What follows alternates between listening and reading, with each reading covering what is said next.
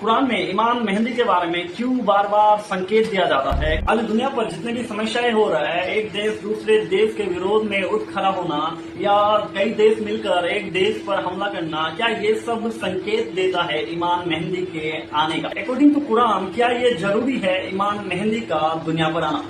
ये बातें करेंगे इन सब के विषय में इस वीडियो में। हिंदू धर्म में बताया गया है कि कलयुग में भगवान विष्णु कल की अवतार लेकर धरती पर प्रकट होगा, जो भगवान विष्णु का 10वें अवतार होगा। अभी तक हिंदू धर्म के अनुसार भगवान विष्णु ने अलग अलग 9 अवतार लेकर धरती पर प्रकट हुआ था, और जब जब अपने भक्तों पर दुख आया तभी भगवान विष्णु अलग अलग रूप लेकर धरती पर प्रकट हुआ और राक्षसों का वध किया।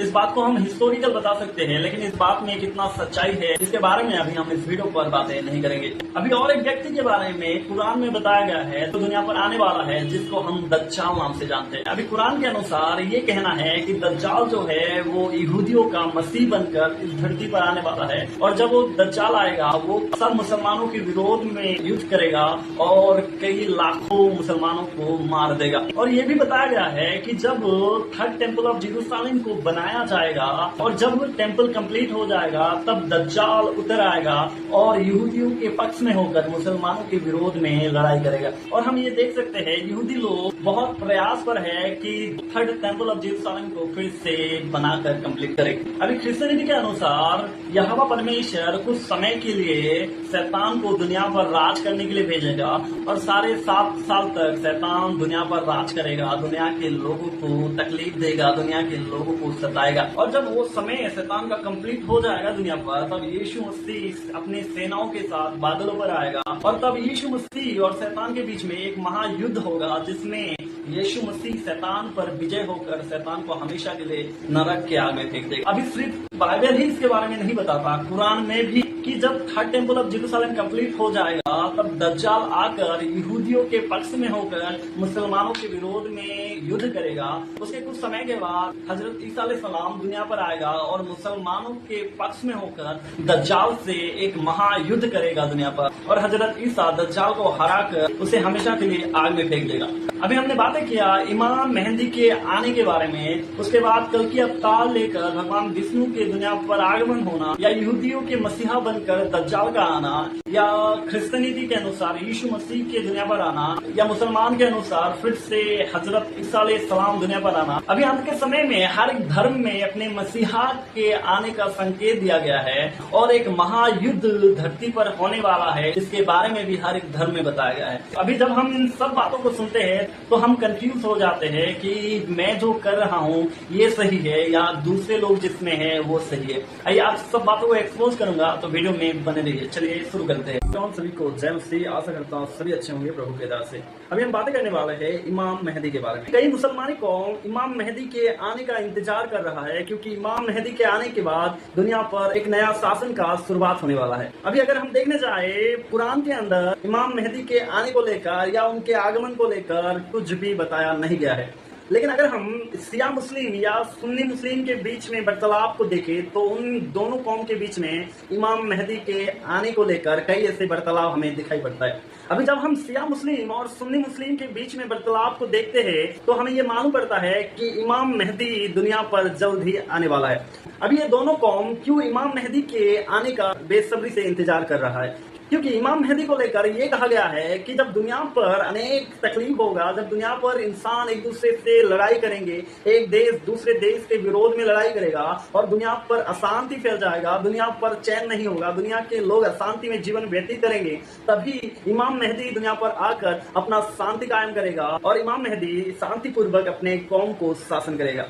अभी मुस्लिम कौम के बीच में इस विषय पर भी चर्चा किया जाता है कि इमाम मेहंदी कोई और नहीं, हजरत ईसा अलैहिस्सलाम का ही स्वरूप होगा। अभी अगर बात करने जाए दज्जाल के बारे में, जिससे यहूदियों का मसीहा बताया गया है, इस्लामी मान्यताओं के अनुसार दज्जाल जो है वो एक झूठा मसीहा होगा, और वो पूर्व दिशा से यरूशलेम को आएगा, और वो सीरिया और इराक देशों के बीच में से आकर प्रकट होगा, और वो जाकर जेरूसलम टेम्पल में राज करेगा। और इस्लामी मान्यताओं के अनुसार 40 डेज वो दुनिया पर राज करेगा और उनका जो पहला दिन होगा वो 1 साल के बराबर होगा और उसका दूसरा दिन 1 महीने के बराबर होगा और उसका तीसरा दिन 1 सप्ताह के बराबर होगा और बाकी जो दिन होगा वो सामान्य सा दिन होगा जैसे आज हम दुनिया पर व्यतीत करते हैं। और दज्जाल दुनिया पर रहने के समय लोगों को बुराई सिखाएगा और सच्चाई से भ्रमित कर नाश की ओर लेके जाएगा और उसी बुराई के कारण दज्जाल मक्का या मदीना के अंदर नहीं जा पाएगा। दज्जाल के लिए मक्का और मदीना बंद कर दिया जाएगा और उसके कुछ समय बीतने के बाद हजरत ईसा अलैहिस्सलाम दुनिया पर प्रकट होगा और दज्जाल के साथ लड़ाई कर दज्जाल को हमेशा के लिए खत्म कर देगा। अभी बात रहा कल के अवतार। कल के अवतार के बारे में कल की पुराण, अग्नि पुराण, श्रीमद् भागवत पुराण, भविष्य पुराण और महाभारत जैसे कई हिंदू धार्मिक ग्रंथों में लिखा गया है। अभी कल के अवतार सनातनियों का भगवान विष्णु का 10वें अवतार होगा जो कलयुग के अंत में प्रकट होगा। और अग्नि पुराण के अनुसार कल्कि का जन्म उत्तर प्रदेश के संबल गांव में विष्णुयश नामक एक ब्राह्मण के घर में होगा। और हिंदू शास्त्रों के अनुसार कल्कि का जन्म इसीलिए होगा कि वो फिर से धर्म का पुनर्स्थापना करे और दुष्टों का नाश करे।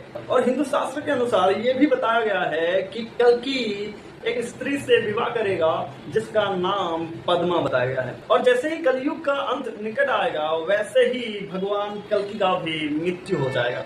अभी यहाँ पर एक बात सोचने का विषय है, जिस भगवान ने मनुष्य को बनाया, जिस भगवान ने संपूर्ण जगत को बनाया, उस भगवान का मृत्यु कैसे हो सकता है। अभी आगे बढ़ते हैं हजरत ईसा अलैहिस्सलाम की ओर। अभी कुरान के अनुसार हजरत ईसा अलैहिस्सलाम का आना एक कयामत का दिन होगा जब हजरत ईसा अलैहिस्सलाम दुनिया पर कदम रखेंगे। अभी कुरान में हजरत ईसा अलैहिस्सलाम का आना ज्यादा चर्चा नहीं करता है, लेकिन हदीसों में हजरत ईसा अलैहिस्सलाम का सीधा उल्लेख किया गया है। और ये भी कहा गया है कयामत के समय हजरत ईसा अलैहिस्सलाम दमिश्क के एक मीनार पर उतरेंगे। और जब हजरत ईसा अलैहिस्सलाम का पुनरागमन इस दुनिया पर होगा तब हजरत ईसा अलैहिस्सलाम हदीस के अनुसार न्याय के साथ दुनिया पर शासन करेगा और उसी शासन के बीच हजरत ईसा अलैहिस्सलाम का प्राकृतिक रूप से मौत हो जाएगा।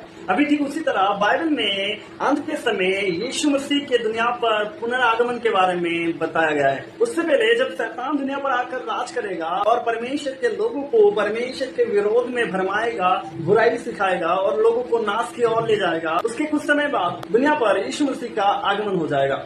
अभी जब यीशु मसीह दुनिया पर आगमन करेगा सबसे पहले वो सारे शैतानों को आग के झील में फेंक देगा। अगर हम बाइबल में देखने जाए तो प्रकाशित वचन 20 अध्याय 10 में बताता है कि यीशु मसीह सबसे पहले शैतान को, जो लोगों को भरमाता है, उसे आग के झील में फेंक देगा। उसके बाद वो पशु जो इस दुनिया पर आकर लोगों को बुराई सिखाकर लोगों को परमेश्वर से भरमाता था, उन्हें भी आग के झील में डाल देगा।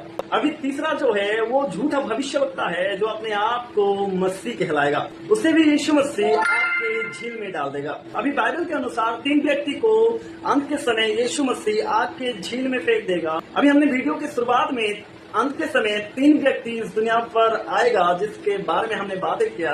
अभी ठीक उसी तरह बाइबल में भी अंत के समय 3 व्यक्ति को आग के झील में डालने के बारे में बातें करता है। अभी मैं इस विषय को यहाँ पर ही रोकता हूँ क्योंकि मुझे इस विषय को कंप्लीट करने के लिए मुझे आप सभी का राय कमेंट बॉक्स में चाहिए, जिसके द्वारा मैं आप सभी के राय के अनुसार और कुछ रिसर्च के अनुसार इस वीडियो के दूसरे पार्ट में इस विषय को कंप्लीट कर पाऊँ। अभी इस विषय को यहीं पर खत्म करते हैं, मिलते हैं इस वीडियो के अगले पार्ट पर। तब तक के लिए सभी को जय मसीह और आशा करता हूँ इस वीडियो को आप अपने दोस्तों के साथ जरूर शेयर करेंगे जिससे वे लोग अंत के समय अपने आप को तैयार कर पाए। प्रभु आप सभी को आशीष करे।